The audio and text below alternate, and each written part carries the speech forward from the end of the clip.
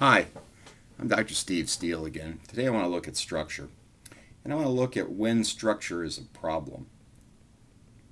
Now, if you're like me, when I was an undergraduate, I had no clue what sociologists meant when they said structure, but they used that word all the time. The structure was not appropriate. There was a structure in place in terms of the way things were distributed. There was a power structure. There were structures everywhere. And yet I had a hard time figuring out what they were talking about. And of course I didn't ask, but that goes along without saying.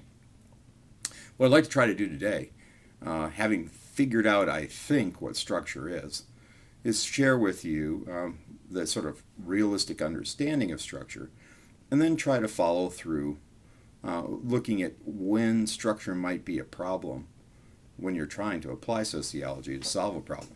Let's take a look at this. I mean, realistically understanding structure, you can look around you and let's say you're walking into a classroom in Europe or the United States. Very likely what you're going to find are desks, and they're facing the quote front of the room. This material culture artifact, these desks in this room, represent for us a social structure in part because the roles, the role of teacher and the role of student, those interdependent sets of expectations and obligations, are also set up in an organized way.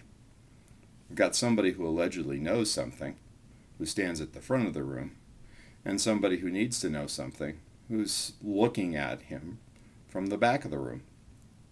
Okay, pretty simple stuff, but yet remember that there are norms that guide their action. In other words, there are roles, for what students are supposed to do, and roles, for what instructors are supposed to do.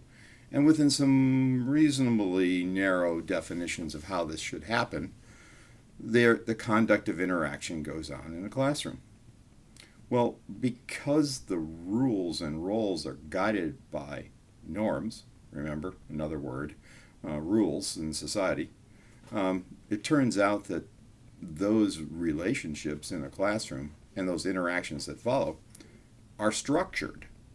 You can lean on them. You can lean on the expectation and rules for teacher or student. And in some ways, you don't think much, because if you know what the rules are, then you know what to do. And that structure routinely, over and over and over in a patterned way, transmits information, sometimes more effectively than others, from one person to another. Okay, well, let's also think about it on a more macro level. Turns out that globally, and this is a generalization, but family sizes in the West and in the developing world also are slowly but surely shrinking in size.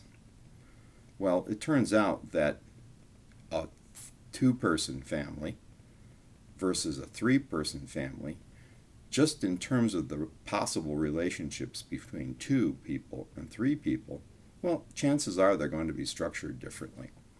But it's more than just demographics. Clearly, there are expectations in a culture for how big a family should be, who should be in it, what they should be doing. In other words, rules and roles for behavior. I came to think finally, as I tried to reduce it down to its basic essence, that it turns out that at the very cornerstone of structure were norms. In other words, rules for behavior. These were socially constructed. In other words, people basically made them up and then they lived in them.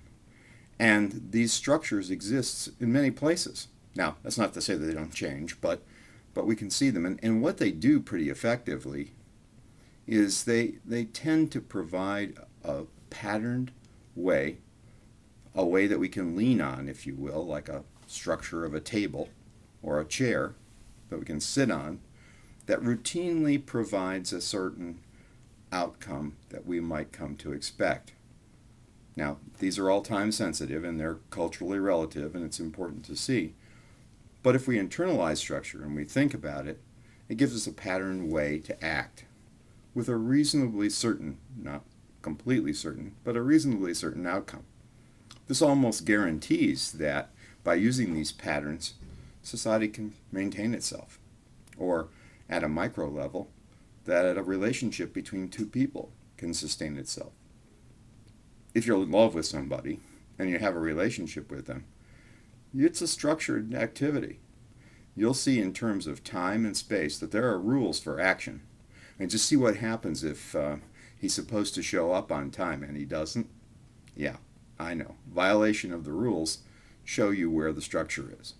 Okay, well, that's just a basic thought. So let's go on from there. Once we've defined structure, okay, we can look at when structure is a problem. Now, I'm going to rely on functionalism, conflict, and interactionism theory here, and you'll probably be able to pick them out as you go along.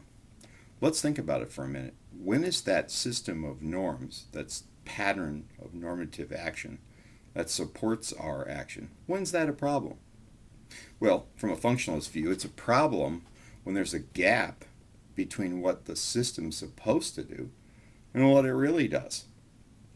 We find this a lot in American families. The nuclear American family, or even a single parent family, is stretched to the limit in terms of trying to provide what it's supposed to provide, and when I say supposed to, that's a culturally relative term, in our society. It's a fairly small system as things go, but it has a lot of expectations. And particularly if you have both parents or both people working and you have children in that system, the actual function of caring for kids and making it possible for them to economically survive becomes a real challenge. Maybe the structure, in a sense, is not necessarily up to the task. So perhaps that in itself may be problematic. Now, notice I'm not blaming the individuals, and of course you could do that, but most sociologists don't. They look to see whether the social system, in other words, that system of norms that provides this kind of patterned outcome, we want to see if that social system is able to provide and do what it's supposed to do. When it doesn't, then we got a gap, and maybe we've got a problem. You might see that around work. Someone's asking you to do more and more work for about the same pay. What you may find out is that the structure of the reward system and the structure of the time around which work is supposed to be done simply doesn't keep up with the amount of work you're supposed to do. It's not that you're a bad person, that you can't get the work done. It may very well be that the structure of the role and the expectations, well, they just simply don't match up. Another way to look at this is looking at it from a conflict view. And of course, there are many, many ways to do this as we go on. But one of these is to look at the distribution of resources. For example, sometimes people will talk about a power structure. Well, clearly, if people have more power, they frequently have more resources, or they have command or control over more resources. That kind of a system, which argues that the distribution of resources and valued items is a function of the patterned way that we distribute things. In other words, the normative structure. In other words, the structure we support. We may find that but power in and of itself is in the structure. Examples of that are the American class structure. So when, if you pick the right parents in America, you may have access to more resources. Of course, I'm being facetious about picking your parents, but ascribed status has a lot to do with it in terms of where you enter the social system, where you enter the structure.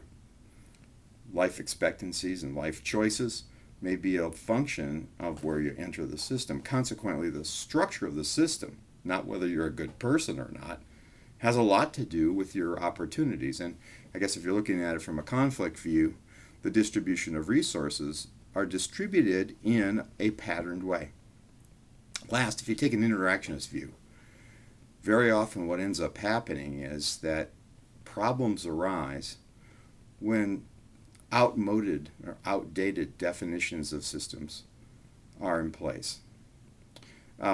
We often see this with regard to the definition of work. In an industrial society, when we start thinking about the emergence of manual labor and assembly lines, where a group of people put together some object, a car or a television, on a long line, and when each one contributes something to it. I got to define that now. I'm starting to realize a lot of people don't know what that is. But in an industrial society, that structure, the organized way that work proceeds, and who does it and how they do it, was very much thought of in terms of an assembly line idea. As we move to a post-industrial society, when we define work, if we continue defining work as assembly line kinds of work or assembly line kinds of behavior, we're going to have some problems, because the modern context of work is one in which assembly lines are simply not the way we do things. And you only have to be looking at this computer to understand that. So let's go on with this. In terms of structure, there are other things you can do. You can, of course, create structure. You can make it up. And this is fascinating because this is the creative side of applying sociology. You may be asked by a client to give recommendations on how something should be organized. What norms need to be in place? What roles? How should the work be done in a patterned way? Not necessarily the personalities of the people involved, but rather what's the composition of the roles, the rules, the norms and values that need to be in place to get something done. And very often, and I would argue, that planning, strategic and tactical planning, that's often done by organizations and businesses, is really something that sociologists need to look at. Because really it's applied structure creation. In planning for the future, or planning a company, planning for your family, that's another thought. These plans are often broken into projects, programs, and plans. The projects are smaller sort of ways of doing things that are very often broken into objectives that have to be fulfilled. So it guides what behavior needs to happen and when it occurs. The programs are made up of projects, so they're a little bit bigger, but they're organized and they have expectations and roles and rules for how things should be done. And last but not least, the plan is the summary of those things and the direction that you're heading, which is usually characterized by a mission statement, which is a statement of purpose, and a vision, which is a way to look down the road, trying to understand where you want to be so that that particular organization, that particular structure, gets you where you want to go. Now, planning then is a modern day application of the concept of structure. And sociologists ought to be able to do that really well. So if you're thinking about applying sociology, it's a good thought. And then last but not least, how does change fit into all this? Well, very clearly. It turns out that organizations and structures, if you will, are not static. There are internal and external forces which drive the restructuring, the reorganization of rules, roles, and norms, so that those patterns can be more effective in producing the outcomes that we need to satisfy some needs in the society. Well, that's pretty much it for today. That's long-winded stuff, but I hope you enjoyed it. Take care.